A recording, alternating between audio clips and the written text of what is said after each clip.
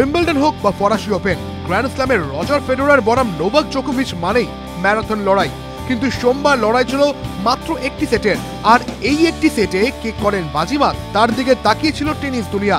আইপিটিএল এর Roger Federer বনাম জোকোভিচের লড়াই ছিল রুদ্ধশ্বাস, আর লড়াই শেষে জোকোভিচের বিরুদ্ধে ফেডেরার জিতলেও দলগতভাবে জোকোভিচের ইউএই রয়্যালসের বিরুদ্ধে হার হলো রজার ফেডেরারের ইন্ডিয়ান এসএস এর।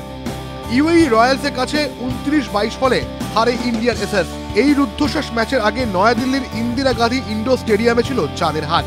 এদিন টেনিসে মাতলেন বলি তারকারা। একদিকে রজার ফেডেরারের সঙ্গে জুটি বেঁধেছেন আমির খান, আর প্রতিপক্ষে জোকোভিচ ও সানিয়া মির্জা।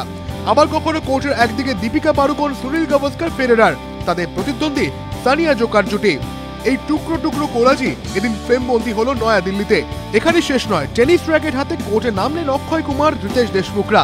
জোকার বনাম ফেড এক্সপ্রেসের লড়াই দেখতে হাজির বরিস বেকারও। সব মিলিয়ে জমজমাট সোমবারের আইপিটিএল এর আসর। এবিপি আনন্দ।